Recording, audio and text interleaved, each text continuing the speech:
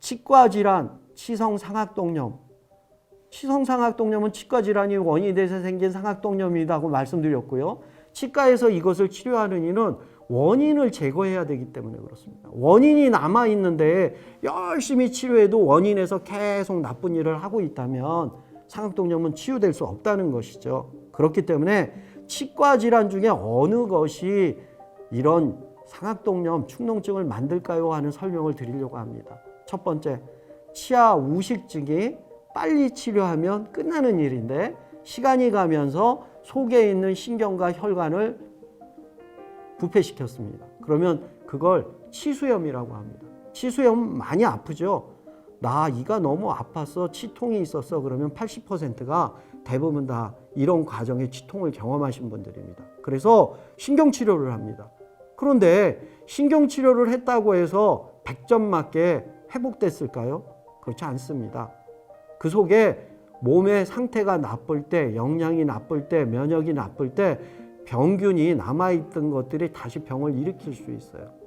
또 적절한 치료를 하지 않으면 이제 말씀드렸던 그것보다 더 많이 나쁜 염증이 뿌리 끝에 자랄 수 있습니다. 얘네들이 뼈 사이를 타고 상악동으로 들어가게 되면 먼저 첫 번째, 바로 축농증을 만드는 게 아닙니다. 상악동 점막염을 만듭니다. 대부분 상악동 점막염을 치료하지 않아도 되는 걸로 얘기를 하고 있는데 제가 보는 관점은 다르습니다. 상악동 점막염이 있을 때 적절한 영양 치료를 해서 걔를 원래대로 회복시켜주는 치료가 필요하고, 치과에 원인이 있다면 치과 질환을 치료한 다음에 그것들이 회복되었는지 확인하는 게 굉장히 중요한 치료입니다. 여기에는 환자의 협조가 필요하죠. 왜냐하면 상악동 점막염은 환자가 느끼는 불편감이 별로 없어요. 거기서 상악동염으로 가면 이제 증상이 유발되기 때문에 그렇습니다. 두 번째는 흔히들 풍치라고 그러는 잇몸 질환입니다. 치주염이 생기면 치아 주위로 뼈들이 녹아 들어갑니다. 이렇게 펑퍼짐하게 녹을 때는 그다지 큰 문제가 안 생겨요. 근데 급하게 녹아 들어갈 때가 있습니다. 치아 뿌리를 따라서 빨리 녹습니다. 이 경우에는 지금 말씀드린 점막염으로 넘어가고 상악동이죠. 상악동염으로 넘어갈 확률이 높아지게 됩니다. 이 두 가지의 경우에는 실질적으로 발생되어질 가능성이 있거나 발생됐다면 신경치료 하나만으로도 그게 원인이었다면 상악동염이 없어집니다. 또 치주염이 있어서 상악동염이 생긴 경우 치주염 치료를 열심히 하면 위에 상악동염이 좋아지는 케이스들도 많이 사례로 있습니다. 그런데 이 단계가 넘어갔다면 약물 치료를 시작합니다. 원인 치료는 물론 해야 됩니다. 원인 치료를 하고 약물 치료를 하고 경과를 봐요. 근데 호전되면 그 상태에서 치료 결과에 만족이 온 거죠. 그런데 개선되지 않으면 그때는 아까 말씀드렸던 상악동 세척술을 합니다. 원인 치료와 항생제 치료와 상악동 치료를 병행해서 상악동 세척술로 시행해서 좋은 결과가 얻어지는 경우가 치성상악동염에는 대부분입니다. 말씀드렸던 것처럼 대부분이 급성이라는 표현을 씁니다. 예전에는 아급성이라는 표현으로 애매모호한 기간을 정했었지만 지금은 그 기간이 없어졌습니다. 4주 이상 지속되는 염증은 만성염증으로 지금은 이야기하고 있습니다. 하지만 4주 된 환자와 4년 된 환자와 10년 된 환자가 치료가 똑같을까요? 결과가 다릅니다. 무엇이 됐든 간에 조금이라도 더 빨리 치료할수록 더 좋은 효과가 나타나는 건 틀림이 없습니다. 그래서 대부분 이렇게 치료하고 그 외에 난치성으로 있는 경우에는 말씀드렸던 내시경을 이용한 상악동의 수술 방법을 선택해서 저희들은 진행을 하고 있습니다. 또 이 경우에 말씀드렸던 면역 치료를 같이 할 수 있는 거죠. 세 번째는 치과 원인이 되는 물혹이 입안에 발생됩니다. 치조골 속에 물혹이 발생됐는데 물혹은요, 속에 물이 차면서 조직액입니다. 낭종액입니다. 그것이 차면서 고음풍선처럼 불어나요. 그러다가 위턱에 생긴 게 상악동으로 들어간 겁니다. 그러면서 고음풍선처럼 막 크게 되는데 대표적인 물혹 중에 함치성 낭포가 이런 경우가 제일 많습니다. 치아의 크라운 위쪽에 생긴 물혹이 생겼는데 이 물혹이 커지면서 치아를 눈 밑으로 밀고 들어갑니다. 그래서 실제로 눈 밑에 상악동 내에서 발치를 하는 환자들이 꽤 있습니다. 그런데 이 경우 환자가 빨리 발치를 안 해서 오래 가지고 있을 때 상악동염이 발생되게 됩니다. 그런데 치료 방법은 원인 치료를 하는 치과 입장에서는 물혹을 제거하고 나머지 상황을 기대해 보는 겁니다.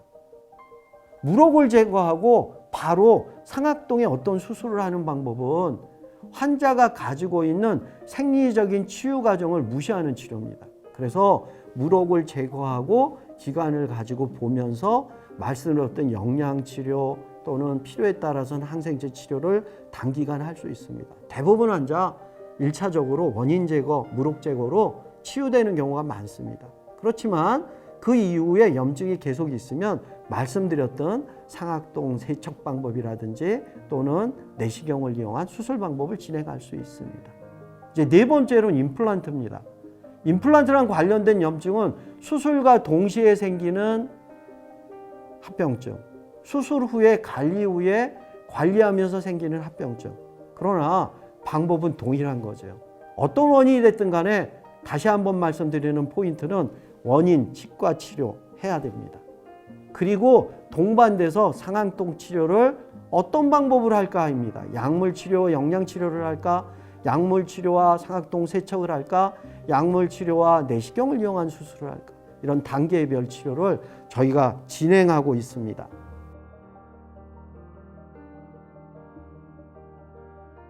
저희 병원에서는 기능통합 치의학을 임상에 적용하고 있기 때문에 축농증 치료에 항산화 치료를 같이 합니다.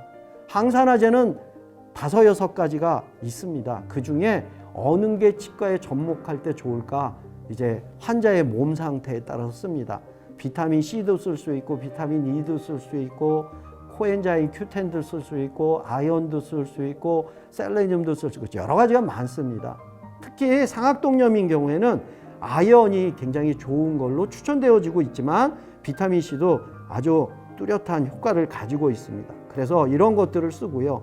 또 만성염증이 있을 때는 만성염증을 제거하기 위해서 오메가3 같은 영양치료도 동일하게 시행하고 있습니다. 물론 말씀드렸던 항생제 치료도 사용하고 있죠. 그런데 저희들이 이것들을 사용하면서 기능의학 입장에서 조금 더 다른 것이 없을까 하는 것이죠. 그게 바로 유산균 치료입니다. 입안의 세균 때문에 상악동염이 생겼다면 입안에 있는 세균이 치성상악동염의 주범일 가능성이 높습니다. 비성 때문에 생겼다면 입안에서 생긴 것과 다른 균이 틀림없이 있을 겁니다. 하지만 염증이 심해지게 되면 이것들이 믹스돼서 나타날 수밖에 없는 단점은 있으나 구강 내 세균의 프로바이오틱스를 이용한 방법은 실제로 굉장히 큰 도움을 주고 있습니다. 그래서 저희는 규칙적으로 정기적으로 이 약을 들어주세요 하는 당부를 하게 됩니다. 그런데 이렇게 하는데도 좋지 않은 경우에는 저희들이 프로바이오틱스를 직접 주사기에 가지고 상악동에 말씀드렸던 상악동 세정술에 사용하기도 합니다. 그러면 더 좋은 효과가 일어나게 되죠. 또 한 가지 두 번째로 말씀드릴 수 있는 기능의학으로 저희들이 사용하는 것들이 있는데 상악동에 살고 있었던 세균을 잡아서 배양한 다음에 고열로 고압으로 압사시켜서 죽은 사체의 세포막을 기계적으로 까부신 다음에 알약에다가 집어넣은 백신제제가 있습니다. 만들어진 지 20년이 지났는데 한국에서 본격적으로 사용된 건 4-5년밖에 되질 않았습니다. 얘는 상악동은 코처럼 상기도에 들어갑니다. 목구멍도 상기도에 들어갑니다.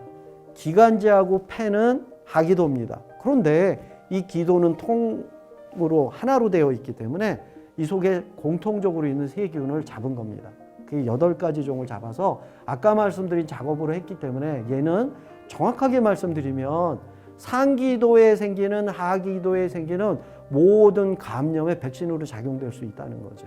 그래서 축농증 경우에도 이 약제를 사용해서 저희들이 좋은 치료를 하고 있습니다. 백신. 그러면 대부분 주사를 생각하시죠. 이건 먹는 약입니다. 먹는 방법이 좀 특이합니다. 혀 밑에다가 하나를 집어넣고 혀로 덮어놓습니다. 그러면 2분 정도 자면 크리미하게 바뀌고 3분 지나면 다 녹아서 혀 밑으로 들어갑니다. 그래서 아침에 일어나자마자 공복에 물을 한 컵이나 반 컵이나 한 모금을 드십니다. 왜? 입안이 건조되어 있으면 약이 녹질 않아요. 그리고 하나를 올려놓고 5분을 투자하시게 되면 상악동염, 축농증에 큰 효과를 가져올 수 있습니다. 그러면 얘는 상악동 거기만 작용할까요? 그렇지 않습니다. 점막 면역이 중요하다는 사실은 누구나 다 알고 있습니다. 점막 면역을 좋게 만들어주고요. 면역을 얘기할 때는 특이적 면역과 비특이적 면역이 있어요. 지금 이것은 8개의 균에 대한 특이적 면역으로 중화항체를 만들 예정입니다. 그런데 처음에 복용을 하고 나면 3, 4일이 지난 다음부터 점막 면역이 시작하고 그 다음에 선천 면역으로 비특이 면역인 저희들이 보통 잘 알고 있는 세포 잡아먹는 나쁜 거 잡아먹는 NK세포, 대식세포 그리고 수시상세포 이런 아이들을 더 많이 활성화되도록 도움을 주는 역할을 갖고 있습니다. 또 특히 점막 면역에 중요한 락토페린이라든지 점막 면역에 중요한 분비형 임뮤노글로불린 A 같은 것도 분비를 촉진시켜주기 때문에 상당히 많은 도움을 받고 있습니다. 그런데 상악동 내에 작용하는 기전 중에 재미있는 걸 발견하게 됐습니다. 얘가 혀 밑으로 들어가서 작용한 다음에 제가 제일 중요히 여겼던 상악동 점막의 기능에 관여하게 됩니다. 상악동 점막의 기능은 상악동 점막이 이렇게 움직이지 않습니다. 싱크로라이즈 합니다. 그래서 쳐주게 되는데 이 활동에 비팅을 촉진시키는 효과를 이 약이 하도록 되어 있습니다. 몸에서 축적되어 있는 칼슘을 뽑아가지고 그 칼슘이 작용을 하면서 이런 일을 하게 되는데요. 또 하나 중요한 사실은 그러면서 산화질소를 만들어낸다는 겁니다. 코 안에 산화질소가 나온 거예요. 그거를 연구하시는 분들이 오염도를 측정해 봤습니다. 그랬더니 상악동에 만들어진 산화질소의 농도가 공기 중에 있다면 아주 오염된 공기로 평가될 정도로 나쁜 농도를 보입니다. 그런데 이 농도가 그 안에 있는 균들을 죽이는 겁니다. 그래서 면역과 관련된 기능도 있고 NO 산화질소를 이용한 치료 기능도 있고 섬모 운동을 촉진시키는 운동도 있기 때문에 굉장히 좋은 약으로 쓸 수가 있습니다.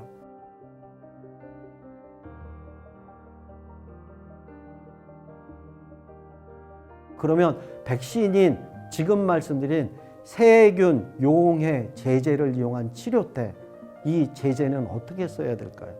네, 보편적으로 약을 만든 회사에서 나온 20년간의 논문을 보면 약효 지속 시간을 처음 복용한 때부터 6개월 정도를 보고 있습니다. 그러니까 마지막 먹은 때부터 3개월 지나면 한 번 더 복용한다? 1년에 2번 복용하면 몸 안에 많은 일들을 막아주는, 물론 저는 축농증 환자한테 주로 쓰고 있습니다.